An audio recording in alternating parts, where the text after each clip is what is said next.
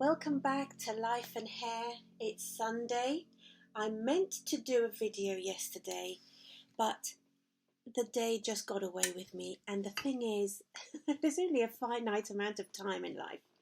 Look, this is Heidi. I wanted to wear Heidi because I'm not wearing a high neck anything, and it's a perfect opportunity to celebrate the approaching spring with something kind of a bit carefree, a bit glamorous. Now, Heidi's fibres have been starting to get a little bit on the stiff side. Now, I want to show you. Just take a look at the fibres, okay? Not bad, just a tiny little bit kind of prickly on the ends.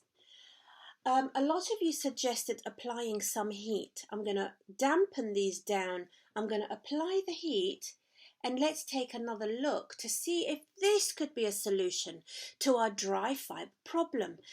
There's got to be a product out there. There's got to be a technique out there that gives us back those soft and supple synthetic hair fibres that we all want. We can't just keep replacing wigs willy-nilly in today's economy.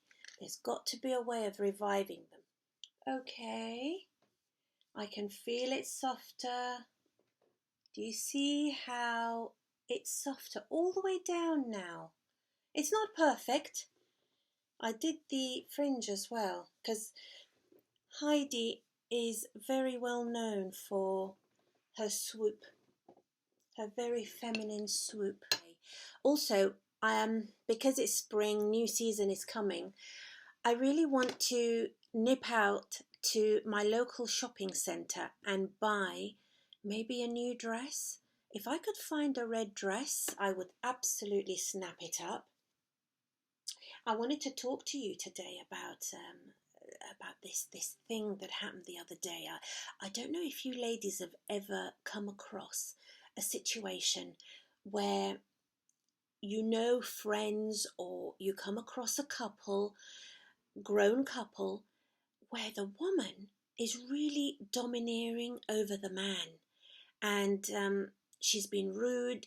She doesn't allow him to have a say in anything. She wants to be the decision maker with everything, and she's very critical of him. A lot of people would describe this woman as like wearing the pants. You know, she wears the pants in the relationship.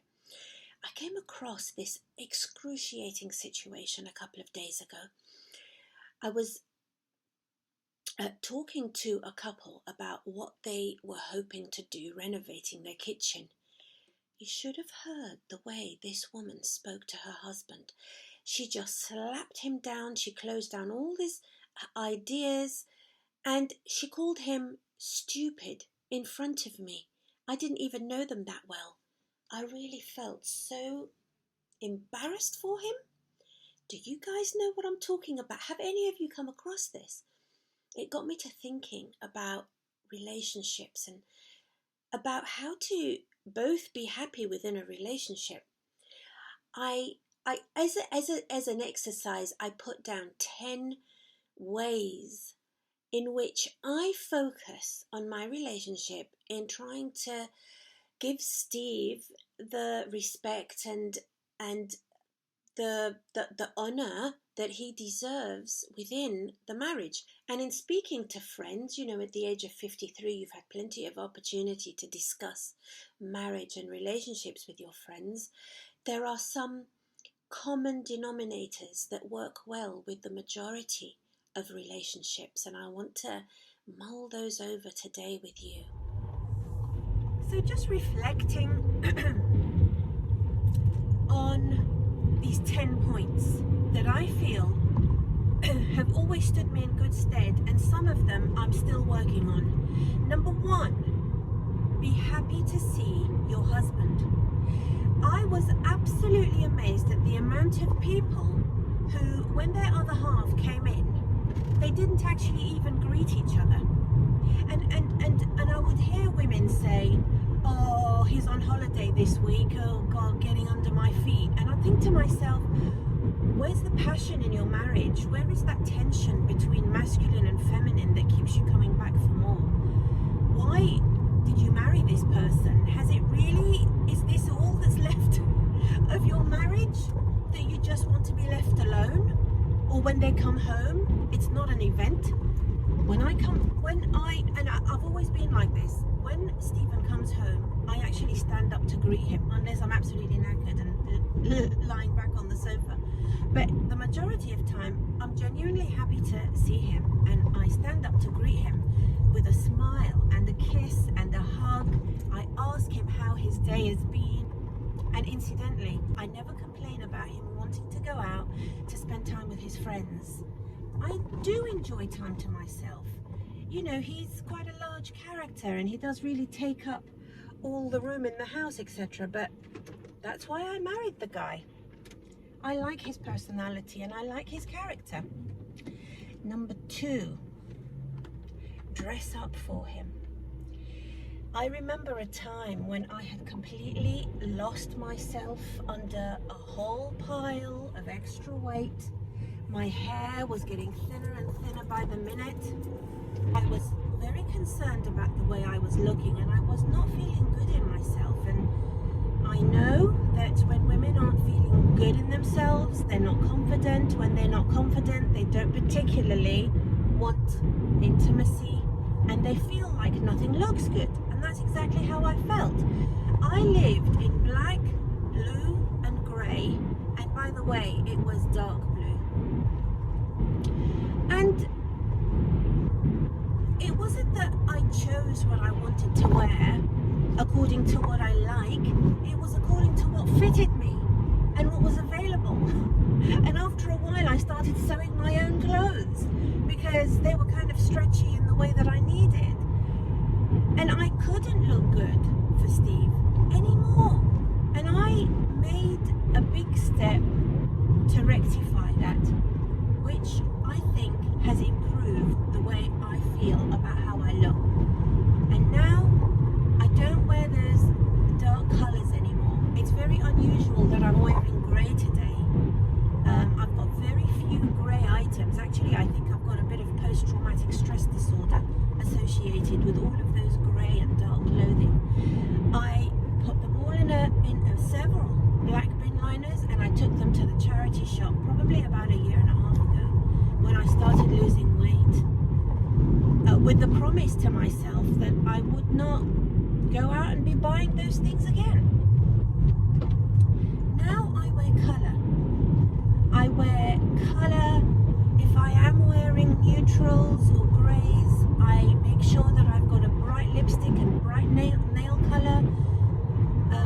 When my face was much fuller, the bright reds and the pinks and the bright colours just didn't look good on me. And yet now I feel that the bright lip really lifts my whole face up. So I was really missing it at the time. So that's my number 2. Look good for him. Look good for yourself, right?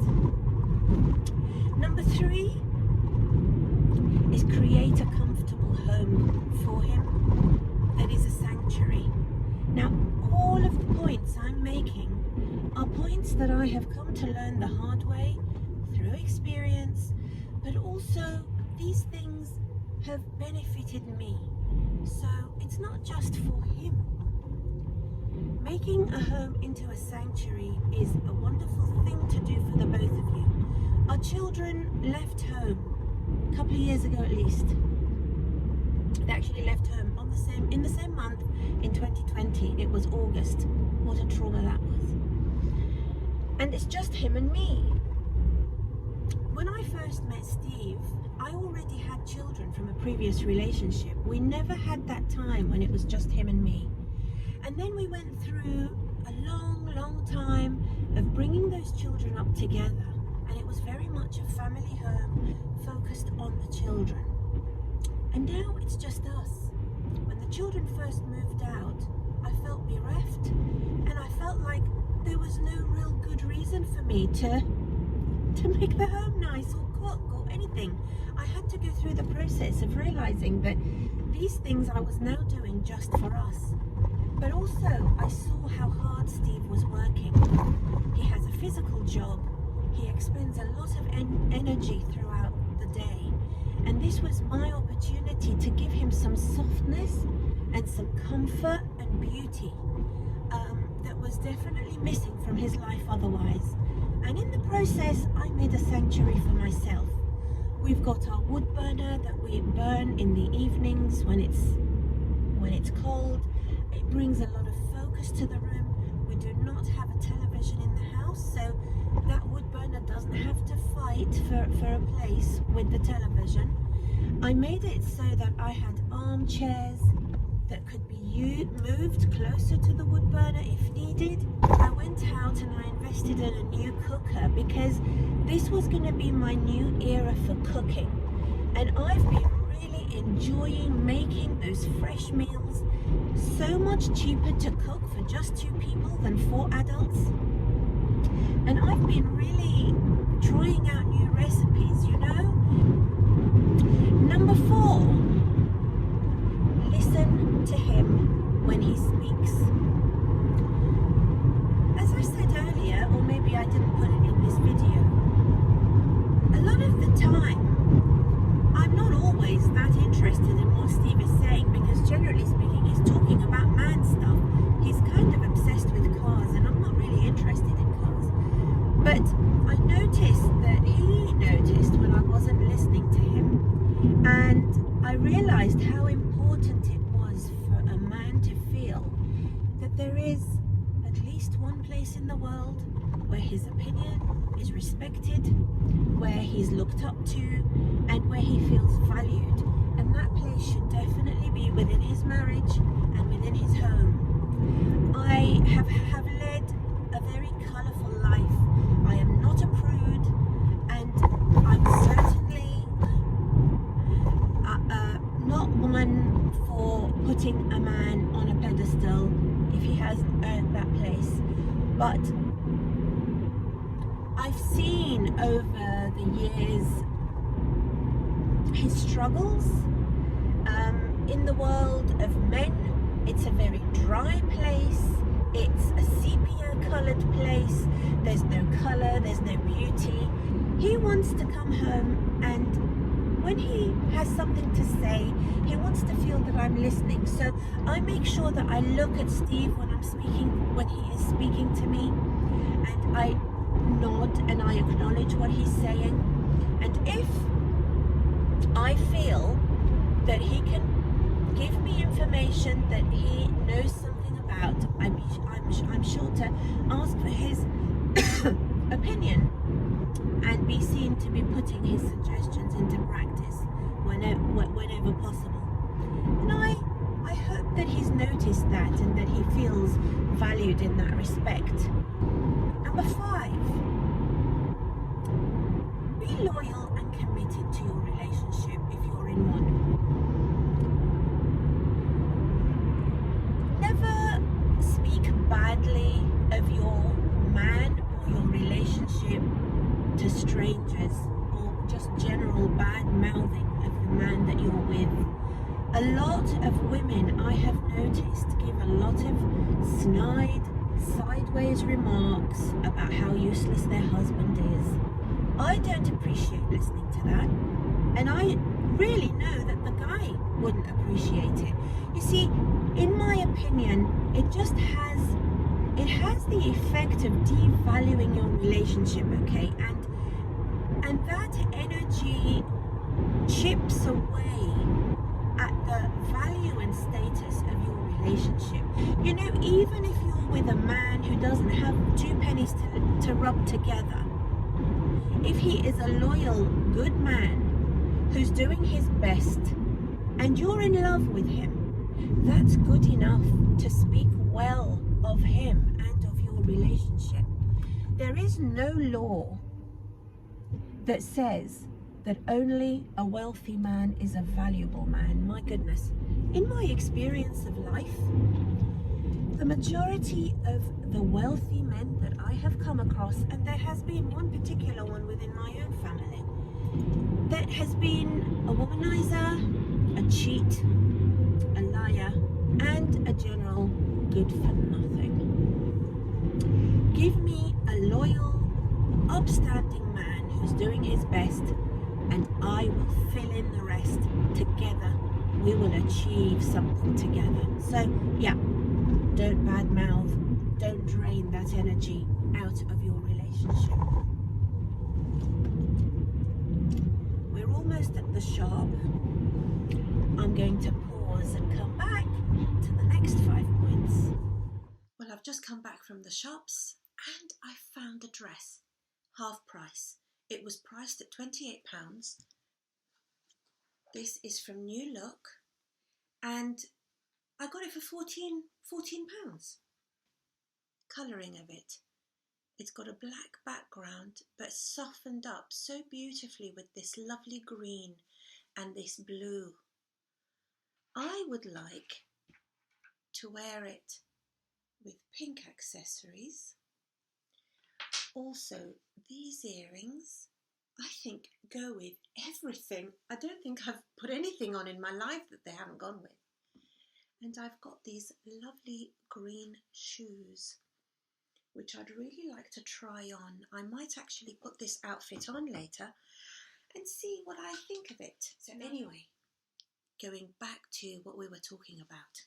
Number 6 is encourage him and believe in him.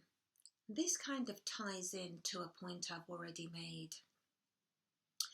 Men have real struggles in life. They have a lot to prove and their ego is reliant on an amount of success. They're always comparing themselves to other men and questioning themselves as to whether they're providing enough for their family. I think that they respond very well to encouragement.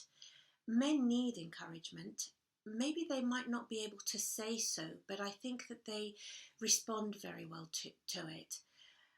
I remember throughout my marriage, I used to encourage Stephen pretty regularly, but he didn't always accept or take on my encouragement. He may have been doubting himself to an extent where it's possible that he didn't even believe the positive feedback I was giving him.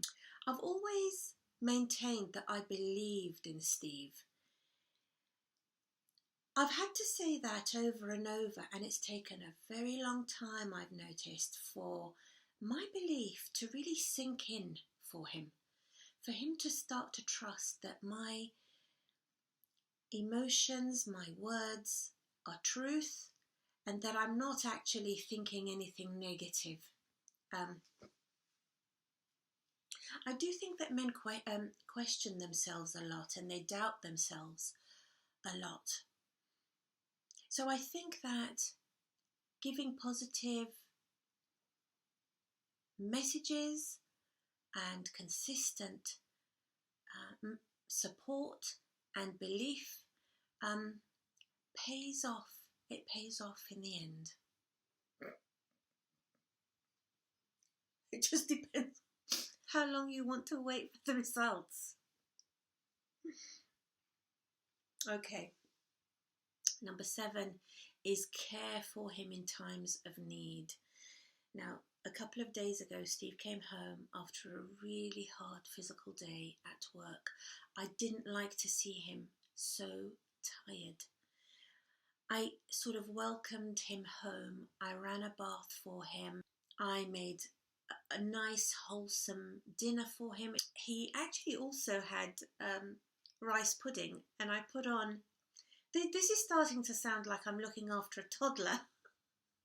And it didn't feel like that. And I don't mean it to. But I put on some cream and extra sugar into his rice pudding. Now, I did these things instinctively because I really wanted him to feel better. I wanted him to feel cared for. I wanted to be able to heal his tiredness. He may have been feeling fed up. He may have been feeling sorry for himself, or just, that general kind of midweek meh feeling. And I did my best for him, and it really paid off. That's the other thing I'd like to say about men, is that the results are very quick when you're putting in that care and that caring for their physical and emotional welfare. The results are very quick. Pretty soon, You know, he had his time in the bath, he had his dinner. I gave him a little foot massage, which really rejuvenated his spirits. And he was great.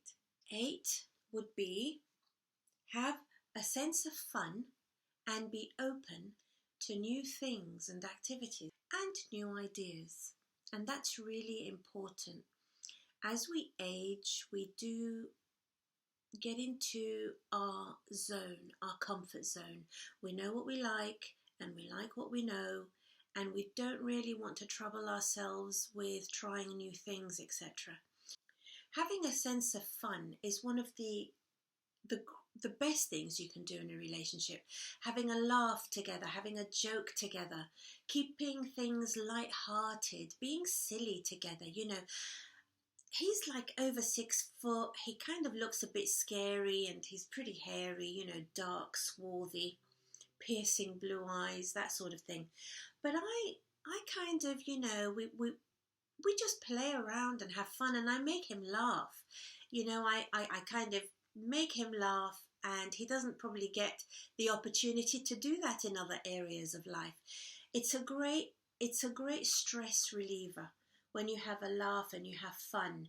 You know, taking a day in the week. Our week usually has traditionally been a Saturday where we go out and explore our area, go to new places, but just changing your environment, changing your outlook can really lift you up. When you come home, you feel like you've been somewhere new, you've seen something new, you're ready to carry on with the routine.